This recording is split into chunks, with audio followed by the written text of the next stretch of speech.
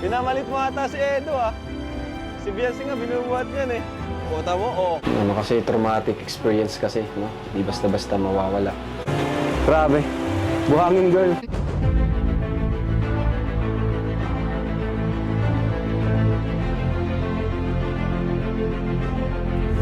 Ayun, shoutout guys. Muli po, welcome to my YouTube channel. Ito po si Kuya Julay, ang inyong katugang, ang inyong kalingap. Na muling bumabati po sa inyo ng magandang araw, magandang gabi. Saang panig man po tayo ng mundo naroon. At sa araw na ito, meron tayong panibagong vlog. Pag-uusapan po natin yung vlog po ni Kalingap Rab kay Kayla, na kung saan ito po ay yung part 2. At alam naman po natin, yung part 1 po ay talagang nag-trending. So ngayon po, tingnan po natin yung update po sa kanya. Dahil siya po, alam naman natin, deserving tulungan po ito. Pag-usapan po natin yan maya-maya ng konti. Pero bago po yun, siyempre paalala muna si Kuya Julay, baka sakaling meron pa po ditong hindi nakasubscribe sa ating YouTube channel, huwag natin kalimutan. Julay Paunil, tapos pakipindot lang po yung notification bell button para lagi po tayong updated sa aking mga video upload. Tapos yung ating pong Facebook page, pwede naman po nating suportahan, pwede pong i-follow, pwede pong i-like. Tapos sina Kuya Bal Santos Matubang, Kalingap Rab, Ate Edna Vlogs, Rowel of Malalag, Jabber Sniper, at saka mga kasamahan ho nating Lingap partners, suportahan din po natin. So maraming salamat po sa inyong lahat. Ngayon tuloy na po tayo, pag-usapan na po natin itong vlog po ni Kalingap Rab kay Kayla. Yung tinaguri ang buhangin girl. Alam niyo mga kabayan po natin, ito kasi gustong-gusto ko po itong isa sa mga vlog ni Rab na ito. Kasi po si Kayla, siyempre po babae, hindi ho pangkaraniwan na ang ginagawa ng isang babae ay magbuhangin o kaya maghakot ng buhangin. So kakaiba po yun mga kabayan po natin. Tapos bukod po doon, siyempre ho, parang nakakakuha po ng simpatsya po si Kayla. Gawa nga ho nung kwento ng kanyang buhay. Medyo masalimuot po ang pinagdaanan po ng kanyang buhay.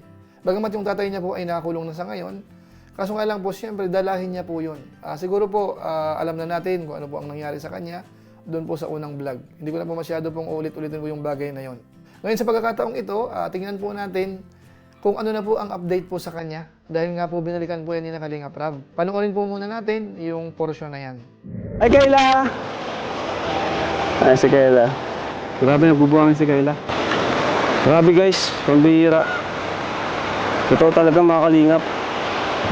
Ayun oh, ang dami nagbubuhangin oh. Ayun oh. Grabe. Buhangin girl.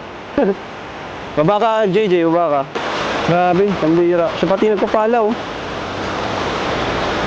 Nakakabilib itong mga kalingap si Kayla. Panibago nating natagpuan sa pamagitan ni Kalingap Alvin and Kuya Robin. Grabe. Ibang klase mga kalingap.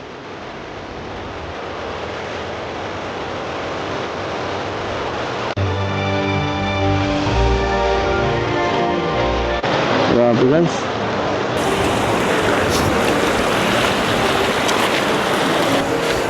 Pambihira.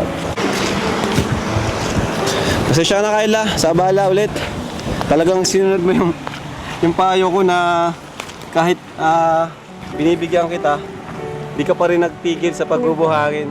Bakit? Sayang po yung oras ay. Sayang yung oras. Wala pati kayong pasok ngayon, no? Wala po. Yung po ano po pala yung binigay niyo po sa akin, nagbayad po pala ako sa kuryente po tapos sa tuition ko po. Yung ano po, yung natira po, ipunin ko po. Grabe. Para po pag-uwi po ni mama, may ipon po kami. Okay. Bira bang umuwi si mama mo? Opo. Grabe. Oo guys, damit niya oh. Kakaiba to si Kayla mga kalingap. Buhangin girl. So ayun po mga Kalingap, yan po yung muling pagkikita po ni Kalingap Rab at saka po ni Kayla. Ngayon dito po, merong ginawa dito si Kalingap Rab na nagustuhan po natin. Ano po? Kasi nakita natin yung ginagawa po ni Kayla, naghahakot ng buhangin. Tapos si Kalingap Rab, ipinakita po nila na tipong tumulong sa madaling salita. Naghakot din po sila ng buhangin. Siya, si Kalingap Eds at yung iba pong mga kasamahan. Panoorin po natin. So since andito naman kami, ilan pa yung mga kailangan mo? Mga 5 sako pa po. 5 sako? Ay, dito kami ni Edo. Tulungan ka namin. Okay lang sa'yo? Ang gibat po pati. Mabigat? Madudumihan po kayo. Okay lang, nag-gym naman kami. Binamalit mo ata ang aming muscle ah. Para saan pa yung pagbubuhat namin? Tara, let's go! Tara po. Bro, samahan mo namin si Kayla ha. Wow, grabe. Si Kayla, kami na. Ikaw na lang Madudumihan po kayo. Okay lang yan. Sanay kami na Edo dito. Talagang ginagawa. Ganito ang gusto namin. Kalahati lang po. Mahal din po kaya. Grabe, kalahati minamalit ka, bro. Ano, Ed? Kalahati o puno? Sige, punuin mo. Kaya na, Ed, yan. Sabi, ano, Ed? Ilang kilo ba si Benzi? Oh, ay, kaya. Sukatin mo na kung kasing bigat na ni Beyonce yan. Ay, magaan. O, sige, okay na yan. Sige. Pinamalit mo ata si Edo, ah. Si Beyonce nga, binubuhat yan, eh. O, tamo, panis. Basic. Tulungan natin siya para matapos na to. Okay lang yan. O, sige. Yan, okay na yan. Ayan! Woo!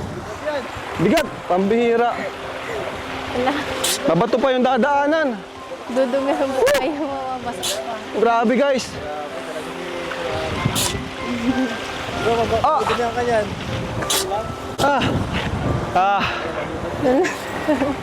Paano mo nagawa yung Kayla?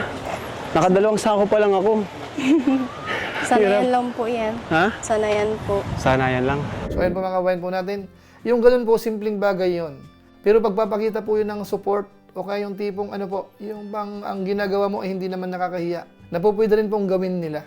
So maganda po yun, yung ganung ginawa nila Kalingap Rab, para sa atin po, approve na approve po natin yan. Nice. Ngayon, kuha pa tayo ng konting clips po doon sa naging usapan po ni Kalingap Rab at saka po ni Kayla. Ito po yun. And ikaw ay isa na rin sa aming pamilya na one Kalingap, one family. Diba? At huwag ka mahiya sa amin kung may kailangan ka o problema. No? At ngayon ba, tawag siya? Are you 100% na okay na? Or minsan may mga araw or oras na minsan ka pa rin, malungkot. Opo, pag mag-isa lang po ako dito sa bahay. Pag mag-isa Naalala ka. ko po latas. Ayun po. Grabe. Na iniiyak ko na lang po. Kasi traumatic experience kasi, no? Di basta-basta mawawala. Ayan. Siyempre, kumbaga, time na lang ang makakapag-heal sa'yo. Siyempre, si Lord, no? I-pray mo na lang kay Lord. Mag-isa ka. Opo, pag wala po talaga makausap, si Lord na lang po pinakausap. Makausap mo si Lord. Ngayon, punta naman po natin yung isa po sa mahalagang bahagi po ng mga ginagawa po ng Team Kalingap. Dahil dito po, sa inyong kaalaman, wala pong collab team si walang collab team si Kayla. At sa ngayon, hindi pa naman po siya part ng Kalingap Angels. Pero nakita po natin, nag-viral po yung vlog po sa kanya. Doon po sa part 1, 11 days ago, meron na pong 1.4 million views sa ngayon. So malapit na pong mag 1.5 million yan. Baka mamaya o kaya bukas, umabot po ng 1.5 million. Tapos ito pong part 2, 1 day ago, kulang-kulang 300,000. So malamang po kapag napanood nyo na po ito o kaya baka bukas, mahigit 300,000 views na po yan. At umaasa po tayo na sana marami pong manood. Kasi nga po marami nagka-interest dito po sa kwento ng buhay po ni Kayla. So ngayon po para hindi na magtagal, tingnan naman po natin yung ginawa po ni Kalingap Rab. Ito talaga yung tunay na pagtulong. Ano po? Ito po yun. Kayla, since magpapasko, no? Meron ako dito dala. Meron kaming dala sa'yo. Thank you. So ay groceries for Christmas. So since dito kami, syempre maliban dyan, bibigay pa ako sa'yo. Di ba? Sakto lang po yan. Ang dami na po. Ang dami na po yan. Syempre, iba naman yan. Di ba? Bigyan kita para na rin sa school, ang allowance mo. Mga kapatid mo, di ba? Binibigyan mo sila, pambaon. So, ayun mga Kalingap, no? Nagbigay tayo ng may bigas, ayan. At groceries.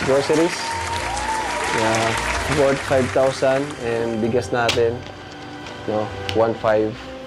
At nagbibigay pa tayong cash para kay Kayla. Palakpakan natin, Team Kalingap. So ito Kayla, para sa ito, tanggapin mo 8,000 pesos. Wow! Para nagulat ka na naman eh. Sige na. Ayan. Okay yan. Thank you so Para sa'yo much. talaga yan. Sobrang laking tulong po nito sa amin. Sinave ko talaga yan para sa video na para sa'yo talaga yan. Mula sa akin mismo. Thank you po. So ayan po mga kababayan po natin, yan po si Kyla, yan po ang tulong mula sa Team Kalingap. At may napansin po tayo kanina, nabanggit po ni Kyla, na yung unang binigay po sa kanya, may napaglagyan na po. So okay po yun mga kababayan po natin. Dahil si Kyla po, mukhang marunong pong humawak ng pera. So antabayanan po natin yung mga susunod na pong vlog ni Kalingap Rab po sa kanya. At least po sa ngayon, ito po yung pinaka-update. Ano po, few days ago, almost 2 weeks din kasi, ano? Bago nagkaroon po ng part 2. So tingnan po natin yung mga susunod pa po. Basta sa vlog po natin sa ngayon, ang hina-highlight po natin ay yung ginagawa po ng Team Kalingap. Kung paano po tumulong sa kamukha po ni Kyla na medyo hirap sa buhay pero masipag siya, nagbubuhangin, tapos may kwento ng kanyang buhay na hindi niya po ikinahiya. Kasi kung iba po, hindi niya po ikikwento yung kwento ng kanyang buhay, ano? Lalo na po yung medyo masailang part. Pero sa kanya po, hindi siya nahiya. Kaya tayo po ay humahanga po sa kanya, ano? So umaasa po tayo sa mga darating na araw, si Kyla po, yung kanyang buhay, yung kanyang pamilya, ay matulungan po talaga ng Team Kalingap. Kasama po yung ilan sa mga sponsors at sigit sa lahat, yung mga viewers na sumusuporta po. Kaya nga po ito nagba-viral po, ano? So maraming salamat po sa inyo. So siguro yan lang po muna siguro ang ating reaction video po dito po sa isang charity vlog po ni Kalingap Rab patungkol po kay Kyla. So maraming salamat po sa inyo. Pansamantala po, magpapaalam po muna tayo. Pero gaya po ng dati, shout out lang po muna sa mga sumusunod. Tapos maraming salamat din po sa ating mga kasaman sa COOS, Kalingap OFW Organic Sponsors, sa inyo pong patuloy na pagsuporta po sa mga babae program ni na Kuya Val Santos Matubang at saka po ni Kalingap Rab. Maraming salamat. Tapos sa ating mga viewers ho, followers natin sa Facebook page, supporters natin sa YouTube channel, maraming salamat po sa inyo. Lalong-lalo na po yung hindi po nag-skip ng ads, masipag mag-like at saka po nag-share ng ating mga videos. Maraming salamat po sa inyong lahat. So muli ito po si Kuya Julay, ang inyong katugang, ang inyong kalingap, na pansamantalang nagpapaalam po muna. Kita-kita ulit tayo sa mga susunod ko pang vlog. Maraming salamat sa inyong walang sabang pagsuporta po sa ating YouTube channel. Pagpalain nawa kayo ng Diyos, mabuhay tayong lahat. God bless. Bye-bye!